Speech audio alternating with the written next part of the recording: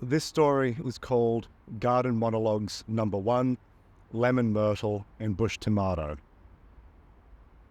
A grant my wife put in for was approved, with funds received, allowing us to follow, geographically, the ideas she had been writing about on her blog these past 18 months.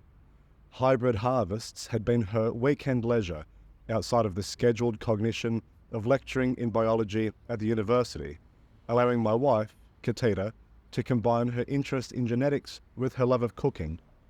Specifically, she explores hybridization of herbs and vegetables, the crossbreeding that some handful of innovative gardeners across Australia engage with in order to create new ingredients for gustatory experiments. In other words, the creation of and cooking with newly invented foods. Katita reached out to a dozen gardeners and chefs via social media and personal websites who were engaged in this field to see who would be up for her, us, visiting so as to document the work they were doing. I'm an artist by trade, so my presence, rather than purely domestic, contributes botanical illustrations, usually watercolour, of the plants and culinary dishes involved. The first response and invitation to visit came from Beth, a woman living in the Kimberley region of Western Australia. She lived by herself in a stone cottage atop a cliff edge, a location you'd never get the zoning permission to build at now. Already, Beth says, at risk of erasure after she passes away, the regional council authorities seemingly just waiting out her remaining years before they correct this aberration with a bulldozer. Beth gives us directions for travel to her place, which we load into our transport software. From Newcastle, 4 plane tickets, 2 bus trips and a rented truck. And we set out with the intention of staying there for 2 nights. When we arrive, some 15 hours later, at Beth's cottage, a remarkably isolated abode with an hour of desert frontage backed by a sheer cliff drop of infinite waves, there is a note pinned to the door that gives apologies for if we see this note before we check our emails, as Beck has had to leave to attend to a remote need that is not articulated. Katie and I immediately check our phones for an email, but we have nothing, no reception for at least half the day. It is too late in the afternoon to drive back to our last checkpoint and reverse the trip at this stage. I can see Katita sizing up how much room in the truck we have for sleeping, or how thick her clothes are for camping outside, but I'm already halfway over the garden wall and spying a gap in a levered window we can pry open. By the time I'm through the cottage and opening the front door, Katita is there to greet me with both a look of resolute disappointment that I would so readily break into and enter this woman's private home, who was so generous to even invite us into the intimacy of this cosy sanctuary, and her suitcase in hand, ready to locate the bedroom and unpack for the evening straight after a much-needed bathroom break. The word that comes to mind when you look around the interior of Beth's cottage is abundance. There are garden tools scattered across the hallway into the dining room, a hardwood table covered in home-canned preserves, and possibly medical remedies too, given the labels, 4 feet, 4 back, with very little natural light until you get to the kitchen at the back of the house. Here, thankfully, broad windows absorb the sky and ride benches that wrap around the long, narrow room, folding in by way of levers and runners that collapse part of the exterior wall to allow the garden in, to partition a space where food can be prepared with kitchen resources atop soils and roots carpeting the floor. Katita says there are no family photos, to which I respond blankly, and then she says, I just thought maybe she had to tend to a family thing. I ask if Katita thinks that no family photos means no family, and Katita says not necessarily, but maybe. She is very isolated all the way out here. Is it possible that Beth hasn't really left at all? That she's hiding in a room somewhere and just put the note on the door because she got cold feet at the last second? This is what I say aloud and regret straight away, as I can see how freaked out it makes Katita. I say that can't possibly be true, and I go through every dark room and cupboard of the house quickly, which takes all of 85 seconds, to prove we're alone. But what about the garden? Katita says.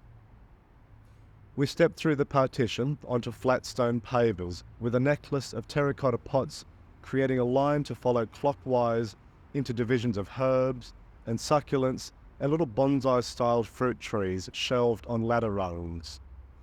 The garden is comparatively neat given the busy cottage interior and quite compact with high walls on each of its three sides. I'm eager to see the ocean and cliffs beyond the wall at the end of the garden and make my way towards muffled roar by carefully stepping over and between threads of beans and tomato plants. "Don't break anything," Katita calls out, and I wave a hand as if to say, "Look how I'm carefully stepping over between threads of beans and tomato plants." Even though the wall that I'm walking across the garden towards seems quite close, like I could reach it with two broomsticks joined end to end, the path there descends slightly into almost what could be considered a lower tier of the garden, with a banister of garden hose safely guiding me down a slope that is now clearly a fabricated tunnel of shrubs that runs beneath the upper level. A length of copper piping with little holes curves across the ceiling, likely a clever irrigation system where water from the top garden can be funneled down here. As I step out of the tunnel, expecting to be facing the end wall that brackets the ocean and cliff edge, I'm unexpectedly standing above where I was before. Not above the lower tier of the garden, but above what I thought was the upper tier, where I left Katita to find the wall. I can see her in the distance, and when I say distance, I am taken aback because the scope of the garden is clearly more expansive than I first considered. This layer I'm standing on now is comprised of two grass hills that roll into a declivity and then flatten out, with a single white painted wrought iron chair and circular table set up where Beth must sit at times and have a coffee while she takes in the remarkable vista of her private oasis. I had forgotten I was meant to be looking to see if Beth was bizarrely hiding in her own garden after putting a note on the front door saying she was clearly not here, and one would assume never expected us to break and enter her residence and stand atop this grassy mound without her presence. Katita is waving me over now, so I slide down and drop a good metre onto the level beneath this one, still somehow not quite the same level as Katita, although after taking a half dozen curving steps down and around a lime tree, we are standing beside one another. "Look at this." Katita excitedly guides me to a glass house, down a corridor of ferns I'd not seen from my previous vantage. She points to a bushy plant with dense leaves interspersed with small red fruits. "Do you know what Beth has done here?" And then Katita tells me, all in a rush. She's genetically grafted Bacchausia citriodora and Solanum centrala. And I say, "Katita," and then she says, "Sorry, lemon myrtle and kujara bush tomato. And what Beth has done is fuse them into this hybrid plant and wait, taste this." Katita twists a berry off and puts it in my mouth and says, "Just bite down slowly and hold it for a moment. What do you taste?" I say, "I taste citrus, a sweet, tart hit." And then Katita says, "And now?" And I say, "Yes, now I taste a deep, sun-dried tomato undertone. It's somehow both sweet and savoury." And Katita says, "Yes, exactly, and it's so delicious. This is wonderful." Katita heads to the kitchen to see if Beth has written down any notes or recipes where she names this new food. Seeing Katita so enlivened by this discovery, that was only really hinted at in Beth's blog from what I understand, is affirming. It justifies the trip out here, although, as I feel the evening warmth from above start to lessen, I do wonder how we'll square this with Beth in a manner that allows Katita to include it in her project. Another question that comes to mind is, in which room in the cottage will we sleep tonight? Are we brazen enough to sleep together in Beth's bed, pushed against the wall of a room that seemed to be both bedroom and laundry, from my brief rummage through the space to see if Beth was hiding there? It had a deep metal sink on clotheslines strung near the entrance to the room, with the bed positioned beneath dark, heavy drapes. We could sleep there, if that suited Katita, depending on how transgressive she felt towards the violation evermore of privacy and intimacy we're facing off against. Besides all that, however, I'm still struck by just how lovely it is to stand here in this garden and listen to the roar beyond the walls, which I know thankfully now I will never reach, and the warmth that, while fading, is still so pleasant and exotic in a way that sunlight from different positions on the earth almost always feels spontaneously foreign. As I wander down yet another pathway to some indeterminate position, I snap off a few stray twigs and jostle them in my grip before sliding a few between my buttonholes and even one behind my left ear. I take more as I'm walking, pruning dead offshoots really, although some green leaves remain, as I fold the sticks and branches into my apparel, into my hair, through my belt buckle, and down the front of my legs like a scarecrow. I look around and can see, across the rise and fall of the garden, Katita smiling at me. She looks at what is in her hands, light silvery green ovals of velvet leaf, and deposits them on the side of her head, through her hair, to look somewhat like cat ears. She takes some lavender stalks from a pot nearby and holds them on her upper lip like whiskers as she meows and pretends to paw the air in front of her. We both laugh and look around for more resources to work with. As we play, it occurs to me that perhaps if we camouflage ourselves well enough, if I become a tree and my wife becomes a cat, we could very likely just stay here in Beth's private garden forever. I picture her walking through the kitchen, tired from her trip to wherever, grateful to finally be home again amongst all this, and what would she think of just one more tree amongst the many scattered haphazardly here and there? Really, what would she think too of a garden cat, come in from the plains most likely, chasing a field mouse across the high wall and now basking on the pavers? Surely animals must come and go from time to time, new seeds grow where nothing may or may not have been otherwise.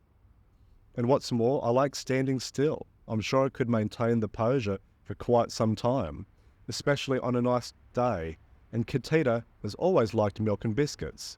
We might honestly be onto a winner here. What if, to help my stability standing in this grove, I add some brick footings to my feet and scaffold a wooden brace to my legs? There are pine sleepers nearby that are perfect for the job, and as I arrange them and look up to see how feline Katita has become, I'm surprised to see her arms covered not in fur, but feathers.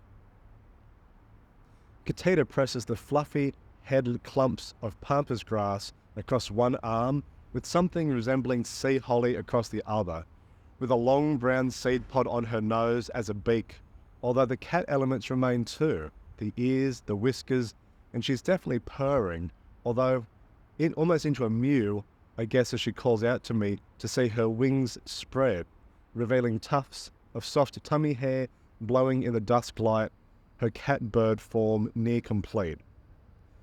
I'm encouraged to keep building up the wooden brickwork here into my construction, a tree house I'm figuring now, although even as this comes to be, I wonder about other possibilities. The sound of glasses clinking together in some distant memory of celebratory cheers floats across the garden as I see that Katita has added some glass tiles on strings to her arrangement, becoming who knows what, a cat-bird wind chime or a kinetic illusory pendant twirling behind the glasshouse, into the glasshouse really, reflecting magnificently against the geometry. Making my way over to her, my brick footings and wooden legs stepping like stilts in long arcing gestures, the sort I would use to walk across evening telegraph wires from one state to the next if given half the chance, I pick up fruit along the way as I spike, kebab style, fallen apples along the path that snakes through history towards where Katita is still refracting in her sanctuary, as her sanctuary, where I find her and hold her in the cadence of my architecture and my foliage.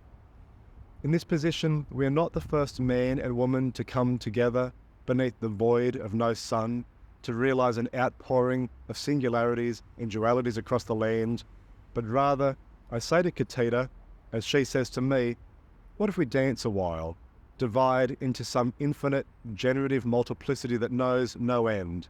So what then, if the garden joins us? Katita laughs. It already has, idiot. Never able to be passive, even if it tried. And who knows? Say we maintain infinity until it grows dark, and then we tidy up a bit, put the glass and brickwork and leaves back somewhat, and we make our way inside and turn the lights on. I'm happy to sleep in Beth's bed tonight, without concern. And if Kateta isn't sure, after we make dinner here, all those canned preserves in the hallway, so many options, we can just place cushions on the floor perhaps. Although I can't see that working, it's so dusty down there. No, the bed is the best option. When Beth returns in the morning to see us sleeping there, all of humanity gathered in one bed, it'll be like she never left.